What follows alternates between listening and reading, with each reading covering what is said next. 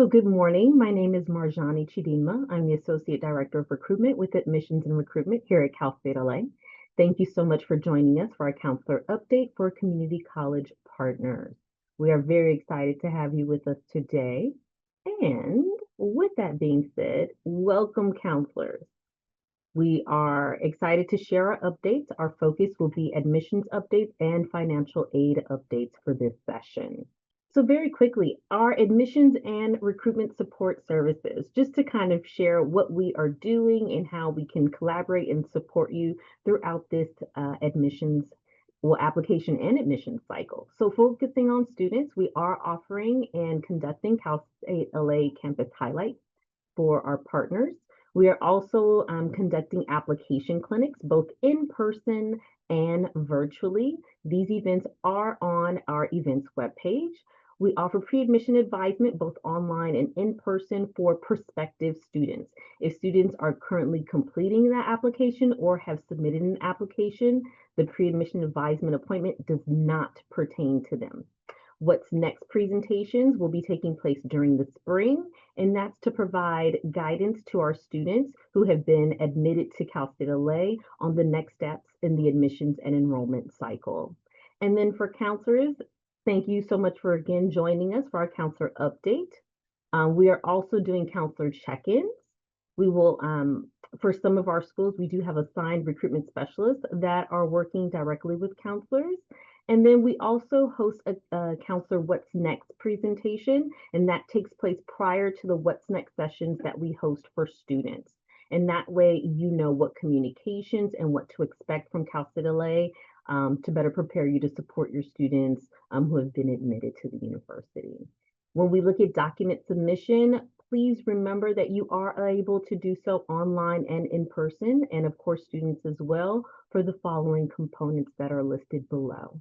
So for counselor resources, you are most likely already a part of our counselor resource mailing list, but if you're not, or if you're joining this session with someone else sharing a screen, we please invite you to join our counselor resource mailing list. You can utilize the QR code at the bottom of this slide. In addition, we are providing admissions and financial aid updates. You can access our materials and engage in learning opportunities, whether through a presentation request or if you want to view some of our prior videos that we have posted. And fall events. All right. So as I stated prior, we are offering application clinics to support students in the application process. They are both in person and virtually. We have hosted 2 in person already and a couple virtual sessions. So please encourage your students to join us, especially if they need support or assistance in completing their application, or if they just want to field some questions that they may have. On Saturday, November 15th, we will be hosting our Eagle Fest open house, where you get to meet our wonderful campus community members and most importantly, engage with our faculty, staff, and students to learn about our programs, resources, and support services for students. And then we encourage you to bring your students for a campus tour so they have another opportunity to explore our campus and look at our support services and resources. And just a final, I'm not being honest when I say final, because I'm going to say it several more times. This is a reminder for Eagle Fest, which again is taking place Saturday, November 15th from 9 to 12:30 p.m. here at Cal State LA. So we encourage your students, their families, our community partners, you make sure that you come join us. Come talk to us on Saturday, November 15th. And with that said, I am going to turn it over to my colleagues from our admissions component of our department. We have Lisa Rubio, who is the Associate Director of Admissions, and Liliana Flores-Saenz, who is the Assistant Director of Admissions and Evaluation. Welcome, ladies. As mentioned, I will be co-presenting this morning with our Assistant Director of Admissions Evaluations, who will introduce in a minute. My name is Lisa Rubio, and I am Associate Director of Admissions here at Cal State LA, and we're going to be sharing our Fall 26 transfer admission updates with you. Good morning, everyone. My name is Liliana Flores-Saenz, and I am the Assistant Director of Admissions Evaluation. Okay, let's get started.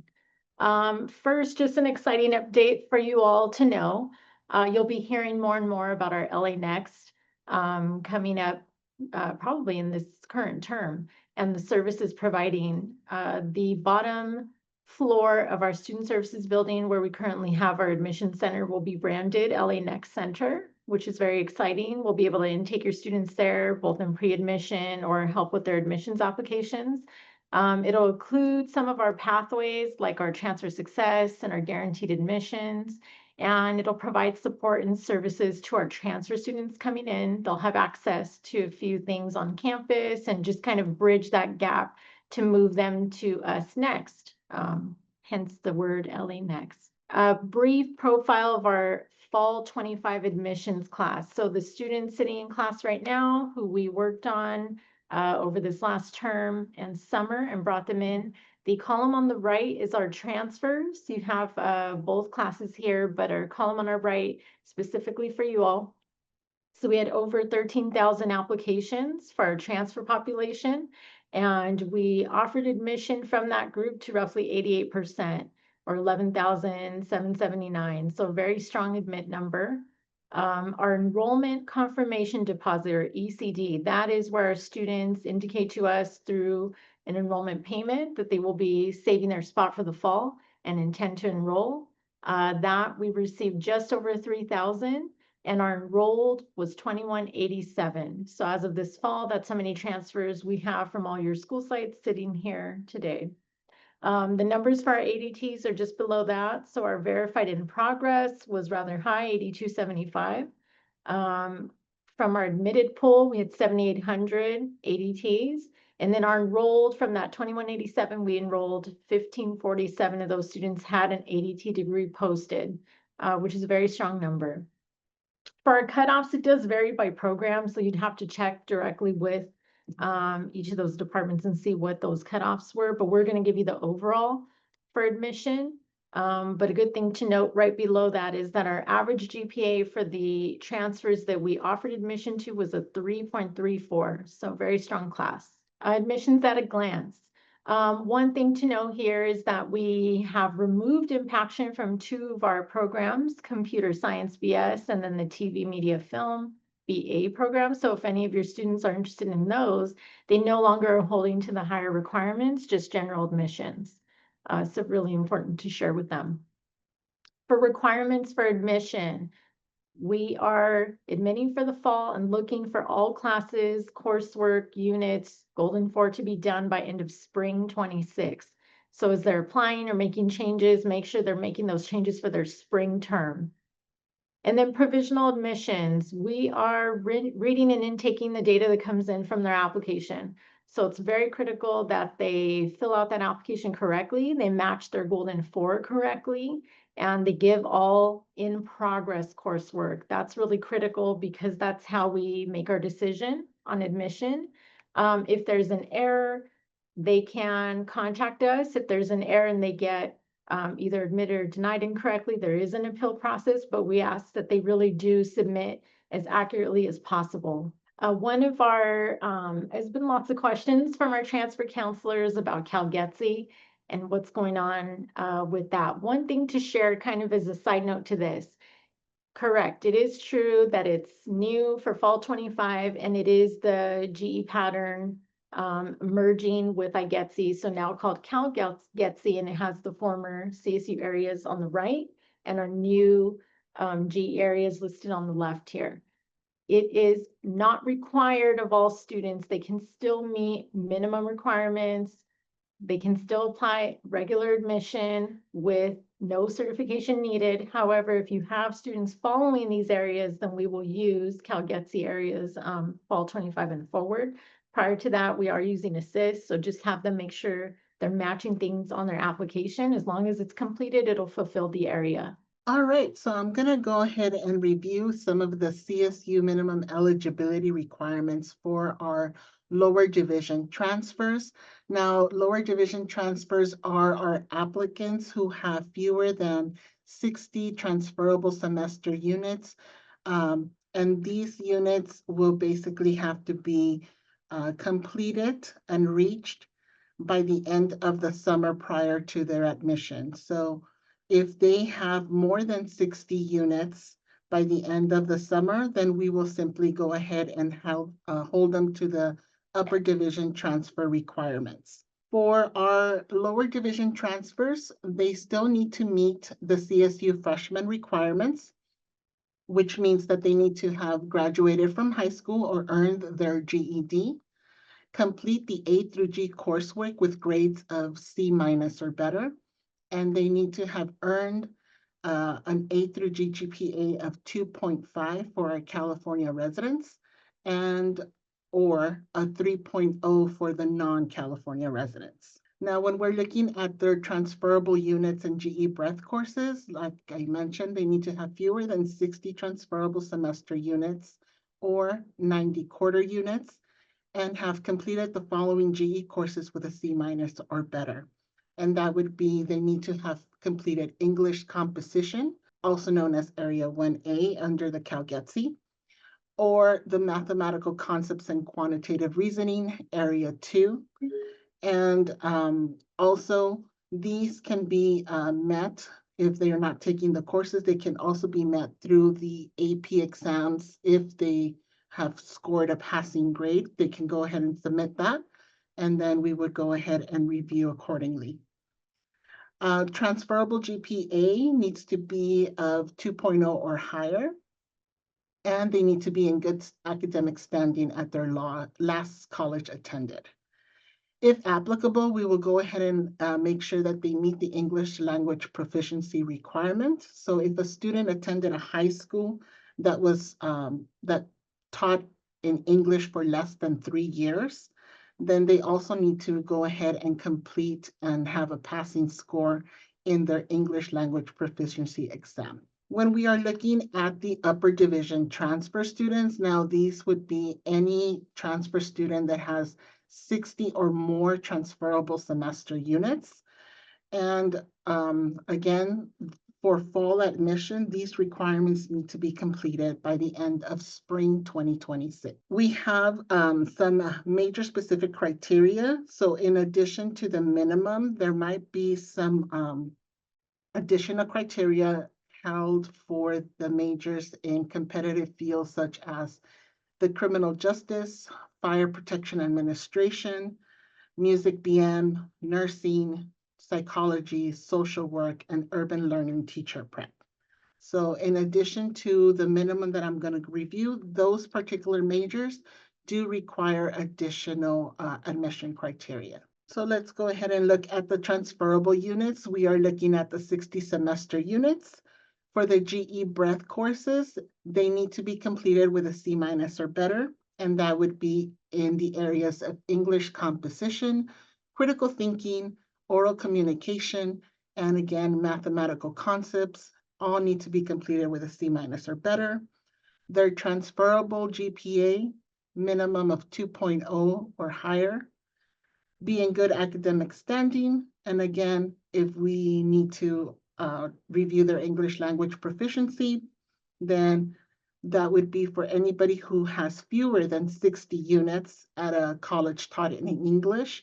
They would be required to complete the English language proficiency exam with a passing score accordingly to the test that they take. For the majors that are competitive and specialized, the major specific criteria, we're going to go ahead and review some of those. And the Cal State LA majors that have additional requirements would be the 4 that are competitive and 3 that are specialized. And for the most part, except for music BM, there would be close to the lower division transfers. So again, if we're looking at criminal justice, nursing, psychology, social work, those are the competitive majors. Specialized majors, we have Fire Protection Administration Tech, which is the lower division fire science courses. For the music BM, we do require that in addition, they do an audition for admission purposes. And the urban learning teacher prep will require a minimum of a 2.5 GPA for the teaching credential. And for fall 26 admission, the music BM auditions will be due on February the 6th of 2026. And for nursing, remember, they also need to submit their Nursing Cast app, and that's due on January 15th of 2026. When it comes to foreign coursework, applicants with foreign college coursework, if they're going to have less than 60 semester units completed, as previously mentioned, they must take the English language proficiency exam. And we accept TOEFL, PTE, IELTS, or Duolingo. And they also need to plan to submit all college transcripts for manual evaluation. If it's a lower division transfer with foreign high school attendance, they should also submit their high school transcript. All right. And now we do want to talk a little bit about our returning students. We do have two different types of students. We have a true returner, known as returning student, and then we have a returning transfer. Okay. One thing to keep in mind is if a student has been away from Cal State LA for 2 years or less, and they're in good academic standing, then they can go ahead and do a return from educational leave. There would be no need to apply. But if it's been more than 2 years, then they will have to apply again. For a returning student is basically a student who has not taken any coursework after leaving Cal State LA. And their readmission will be based on their prior academic standing. If they do decide to change their majors, though, then they must meet the transfer admission requirements. When it comes to our returning transfers, basically, those are the students who attended Cal State LA and have now gone off to another institution. So their readmission would be also based on their prior academic standing, but they will be held to the transfer admission requirements based on whatever major it is that they're trying to come back with. For any of our students who were in academic disqualification, then they must reapply for admission. They also need to meet with an academic advisor in their intended major, and the advisor will go ahead and confirm their eligibility and readiness for readmission. Okay, for our transfer admission rounds, showing you how we admit here at LA. So round one, as all applications are submitted past the deadline, they will be reviewed for our non-competitive majors. And so minimum requirements at that point, meeting all GPA minimums and Golden 4. And there's a question, one of the questions in the chat, what if they're meeting or below that 2.0 at that time of admission, but then they will possibly meet it at the end of their term. If they're moved through in round one and they are below, more than likely they'll be denied and have to do that through an appeal once they get their updated grades. But round one is really non-competitive majors meeting CSU eligibility. Our second round then moves to our competitive or specialized majors. So except for nursing and music, which are requiring supplemental work or auditions, we're able to review the MSCs at that point and then offer admission for students that are meeting their criteria based on applicant pool and then the cutoffs that are found in that applicant pool. That was also, I think, one of the other questions about what it was for our average admitted GPA. We do know our cutoffs. To do our average admitting GPA, I'd have to go back and kind of do some of the research with our institutional effectiveness. So that may take a bit, may not be able to answer here. And then if not admitted in either of those rounds, and that is round 3, that is space available by major. And so they are ranked at that point, and our local applicants, that is where the 0.25 GPA bump comes in to place. Here's the timeline for our transfers. Right now, we are approaching end of October. They should be completing their applications as accurately as possible. Our deadline is December 1st. During that time, November 15th, as mentioned, we have our Eagle Fest event here on site. They can come as, you know, if they have not applied, that's perfectly fine. If they have applied, they are eligible to be reviewed that day for on-site admission, as long as it's not an impacted major or special requirements. So encourage your students to do that. in January, if they have not had an update at that point or something has changed in their fall coursework, then we invite them to go on to Cal State Apply and do their update with their fall grades. So just have them keep an eye out for that through Cal State Apply in the month of January. FAFSA will be having a presentation from financial aid just shortly, but their deadline March 2nd. And then confirmation docs are ongoing. So for our students that are offered admission, they will have a checklist item on their to-do portal where we need to get their transcripts. So they told us they were, excellent students, had these golden 4. We made a provisional offer. Now it's time to confirm. So they need to send in their transcripts so we can review their official coursework and make sure they are on track. Their ECD deadline, as explained before, that deadline is May 1st. There are some waivers available, but they will need time to do that. So if they're considering that, encourage them to start early. And summer activities, they will be participating in our first flight orientation, advisement with their colleges. So lots of things happening in summer, finishing their coursework at your campuses, and then sending us final transcripts. Final transcripts may come in 2 waves for our students. Final transcript needs to be here by July 15th, regardless of any ADT or certification posting. So 1 transcript at least has to come in final by July 15th. If they are earning an ADT, then we have a separate secondary deadline for them, which is September 1st, listed to the right. And that is with their degree posted. So they will have to do the 2. They cannot skip the July and say, I'm waiting for mine to post. They do have to meet July and then send an additional degree posted. Okay, let's talk quickly about Cal State Apply. They should be on there creating their accounts at this time. If they haven't done so already, please encourage them to use their personal email, not their campus one. Typically, when they leave a campus, they no longer have access to that. So sometimes in the summer, it's difficult to give them reminders, ask for info if they cannot access that email. So a personal email is best, one that they have access to regularly.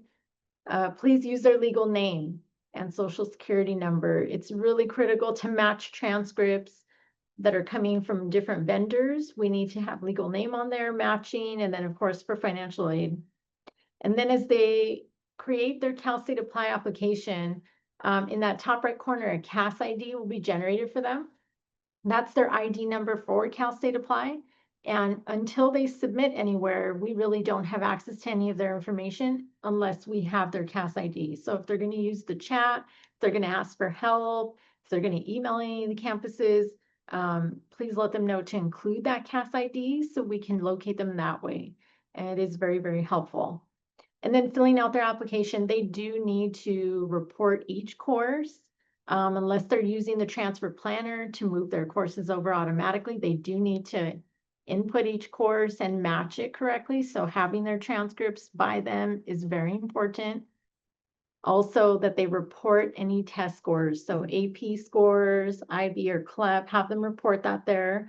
We will then add it as a checklist item. And then if they decide to attend, they may send their test scores at that point for credit. So that's really important. Sometimes we have students who enroll English and they didn't, think to send their AP English score, and they're like, why am I in this class? Because you didn't send your test score, because we didn't know. So have them report it. That's very important. And then if they need help, Cal State Apply has a live chat. They have a help center. You can always reach out to the campus, call us, you all. So make sure that they're just asking the questions and getting the help that they need. Some common trouble spots that we recognized on applications. So the colleges attended, they do need to report all colleges attended. That's really important. And along with that is going to come the transcript for each of those campuses and indicating the correct term type. So a semester versus a quarter, make sure they do that correctly so that the units are calculated correctly. In their college coursework, anything that's planned or in progress, they do need to enter that. That's how we calculate the completion of their units. So that is really important. And then any repeats. it's very important that they apply the repeats on their transcript and have that on their final. So indicate any of that. And then if they do hand type in a course for a manually one, because they don't find it through the list, have them indicate that it's transferable, because again, that's going to help with their unit count. And then matching, we cannot stress this enough. Matching for Golden 4. They do need to match the correct course. That's one of the first things that gets flagged, as something that will get auto denied because they're not matching the correct course. Have them, work with you all to find it, use assist. If they're trying to use an out-of-state course, make sure they're showing you that course, possibly the syllabus, to make sure that it is fulfilling that area, so that they will get reviewed correctly. And then reminders for a successful term. We know that you all are sharing these reminders with them, but just some stressors in there is earn at least a C- or better in the Golden 4 terms. Those are really important. If they have an in progress for that spring term and they end up failing, that is an admission rescinded. So it needs to be passed C- or better, and keeping their overall transferable GPA up is truly important. Just like the opposite of the question asks, if they are just above the 2.0, they have a borderline GPA, and they do fall below, that's also an admission rescinded. So being really cautious about finishing strong and having the best GPA possible. Requirements need to be met by the end of spring. We do often, just like now, we open for the spring term admission. So if they need to go into summer or fall, they can apply later for a spring date. But if they're planning to come here for fall, then it does need to be done by spring. And then submitting their official test scores, submitting their final transcripts with grades by July 15, and making sure their contact info is up to date with us, with the campus directly. A lot of areas on campus, housing, financial aid, will all use email to contact our students. So we want to make sure we're able to get a hold of them. And they can do that with us through email. They can give us a call, submit bio demos. We have their notes updated. And then just a few reminders or resources for you all on the Cal State Apply website. You can sign up for email updates. You can watch previous counselor conference presentations. You can download the fee waiver checklist if you're helping students. And probably most important is look at the admission handbook. That is what we use to review students. That is the guide. So if you have questions about how Golden 4 reviewed, what are the G options, catalog rights, all those answers are in the admission handbook. So it's a really good idea to download it, keep that with you, and have it useful to answer any questions that you receive. And then one last reminder again about Eagle Fest. Make sure your students are joining. It's a great opportunity to talk to the faculty directly, the colleges, get their questions answered, either apply or be admitted that day.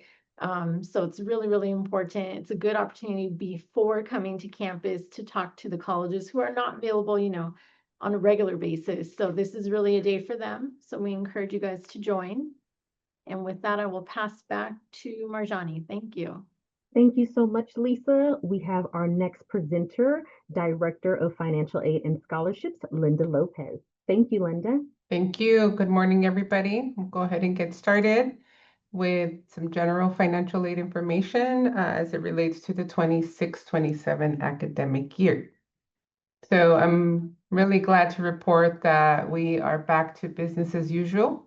The FAFSA and the California Dream Act application opened on October 1st of this year, and the priority deadline is March 2nd. The FAFSA still remains available to students who are citizens or eligible non-citizens, and the California Dream Act application is for undocumented students or students from mixed status households who are interested in submitting the California Dream Act application in place of the FAFSA. So just general changes. I think we know that there are very few changes this year as opposed to last year, but definitely a lot more changes as opposed to previous years. So the FAFSA and the California Dream Act application have really changed over the past 2 years. But the first change with the FAFSA application is the signature process. So students who are dependent students who require their parent to sign can request their parent or their contributor to fill out their section of the FAFSA with an email address. And the same applies to students who are married and have a spouse whose income needs to be reported on the application. This was one of the major delays that students experienced last year, and they were unable to move past this until their contributors' credentials were verified. So that is great to know.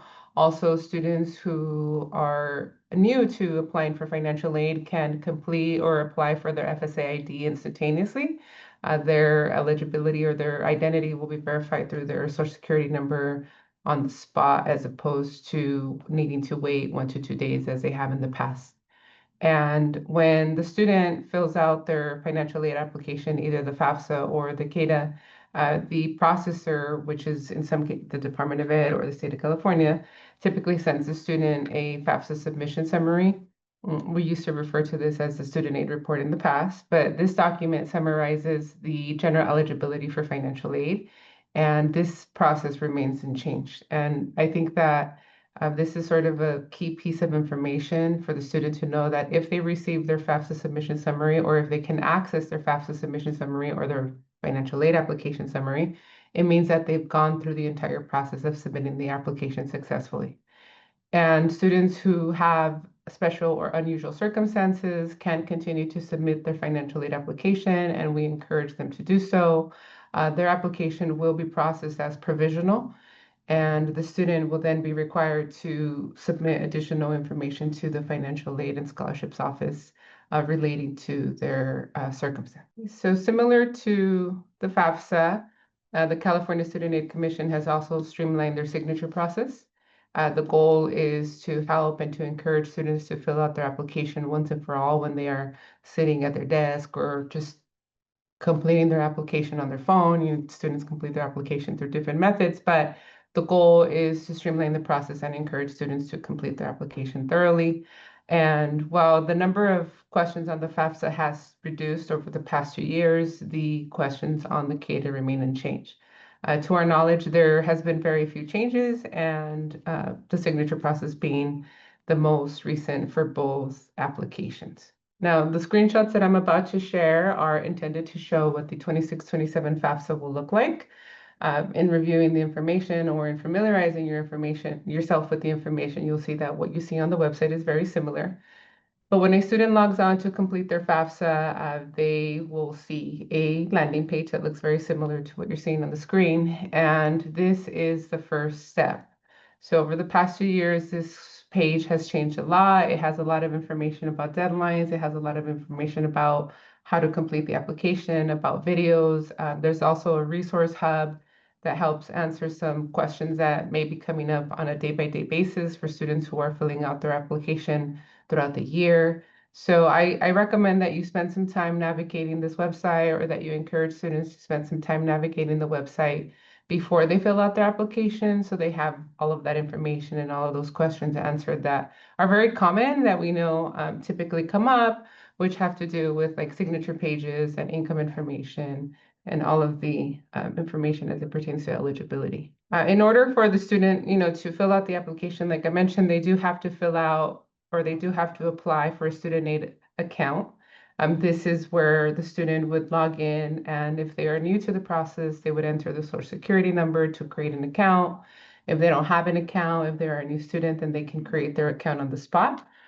They will need some personal information to set up an account. So I imagine that there are some students who don't have email addresses, right? So they would need to have an email address in order for them to be able to access their information.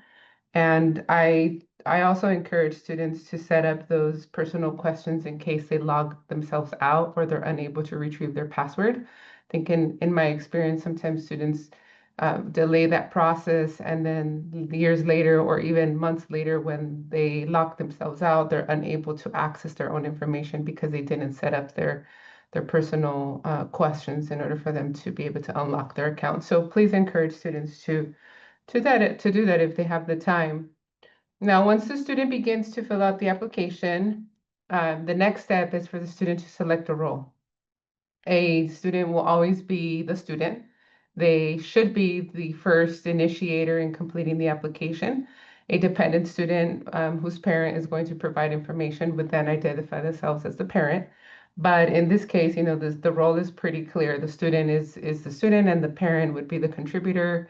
If they have a spouse, then the spouse would receive an invitation code because the student entered their email address, and this is where the spouse would enter their code in order to complete the FAFSA. Now, once the student begins to complete the FAFSA, like I mentioned, the feds have spent some time, a lot of time actually, improving their website and providing a lot of resources that guide the student through the onboarding process. The videos are pretty helpful. They're about 1 to 2 minutes long, and they are designed to answer questions that students and parents and community may have about some of the information that they are required to provide. We know that students do not fill out their application, they fill out their application at different times of the day. And this is a resource hub available to answer some of the questions that students may have. I think one of the biggest changes that happened last year in terms of the FAFSA is that students and parents need to grant consent to transfer any or to retrieve any tax information from the IRS in order for them to complete their FAFSA successfully. This information still stands. It was new last year, but it is not new in 26-27. So I wanted to mention that because then if a student does not grant consent to retrieve tax information, whether they file taxes or not, their FAFSA will not be processed, and as a result, institutions will not receive the application. So we bring this up because this still stands, and parents and students must grant consent in order for that information to be transferred so that we can receive the application. Now, we understand that students, that there is a population of students who don't necessarily fit into the existing criteria of a dependent student as it pertains to the FAFSA. And there are questions on the FAFSA that allow for students with special or unusual circumstances to proceed with their application. And as I mentioned a while ago, we encourage students to continue to proceed with their application. The section of the FAFSA that allows a student to do so is the information that you're seeing on the screen. If you have a student or if you know of students who do have unusual circumstances, this is where they would identify themselves as having an unusual circumstance. And as a result, the Department of Ed would process their FAFSA in the provisional status, and the student would then have to follow up with the campus to submit additional paperwork. The FAFSA does describe or does provide a description of how they identify students with an unusual circumstance. So again, we encourage students to review that information in order to be able to submit their application on time. Now, the FAFSA submission summary is the receipt, right? When a student fills out their application at the very end of the process, both with the CADA and the FAFSA, the processor, which is the Department of Education or the California Student Aid Commission, they provide a submission summary, which is the old student aid report.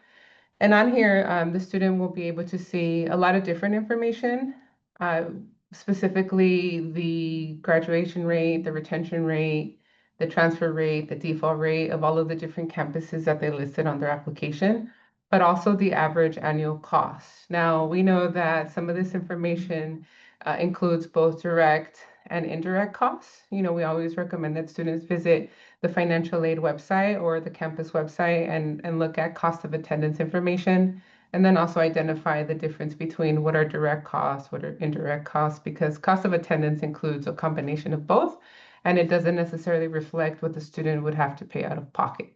So this is just information that is provided to the student, in addition to their general eligibility based on the income and asset information that they provided on their application. Right, for transfer students, if the student has received financial aid for a number of years, then their federal Pell Grant, or in some cases, their student loan eligibility will also be displayed here, and the student knows more or less how many years left they have before they reach the annual aggregate or the lifetime eligibility. And in regards to the types of financial aid that we administer, there are two different categories of financial aid. Right, there's need-based aid and there's self-help aid. Need-based aid includes all of the free money, grants, money that doesn't have to be repaid, with the exception of the EOP grant and the Chafee grant. The FAFSA or the the California Dream Act application is the only application that a student has to fill out.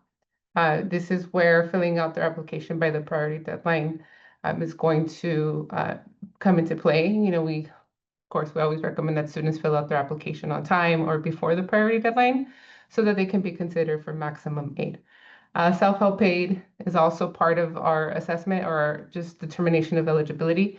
And if a student has any remaining eligibility and or if they meet the criteria for eligibility, then we would also include self-help aid in their awards. Now, any just next steps, I think that this is great in terms this is great timing in terms of when students should be applying. Apply early, always apply early, and by early I don't mean March 1st or even March 2nd in the morning. We mean like October 1st, November 1st, December 1st, right? Definitely no later than January or February, because sometimes things happen and students think they might be able to fill out their application quickly. But we know just based on experiences last year, or even in general, that sometimes the process takes a little bit longer than what students expected. We encourage everybody to gather their documents before. Students can do things in increments, right? They can apply for their FSA ID if they are new to the process. They can apply for their parents or for their spouse's FSA ID together and just have all of that information ready so that when they begin to apply for financial aid, they're not overwhelmed and in turn they don't leave the application unfinished and unsubmitted, right? So we also understand the deadlines. We recommend that students understand the deadlines. March 2nd is the priority, and please contact financial aid if there are any questions. Now, with that being said, we know that there's a lot of information out there currently about financial aid, about the changes to financial aid, about eligibility in the future. Please always encourage students to visit and to stay informed based on trusted sources of information. The two trusted sources are the Department of Education, which is Federal Student Aid, and the California Student Aid Commission. Right, so the QR codes that you're seeing on the screen, if you scan them or if you take a screenshot, they're intended to take you to the resource section of each website. And over the past few years, both organizations have really implemented a lot of different resources, right? A lot of information is available about the change that may be happening throughout the year. So I recommend that students visit this website or that you take the time to review this information in case any of the information that I'm sharing right now changes in the next month or even in the next few months. If you are aware of a student whose income information has changed from when they submitted their FAFSA or their California DREAM Act application till when they start school, please encourage them to also visit the website and submit an income change adjustment form. The FAFSA and the CADA are based on prior year income information. And specifically, as an example, during COVID, we know that income for a lot of families was changing rapidly, right? And so there is students who have a decrease in income, they do have the opportunity to adjust their income information that was originally reported so that they can be considered for additional aid that they may not have been considered for if their eligibility has changed. So that information is on our website under the appeal section, and every institution has that, but we call it the income adjustment form.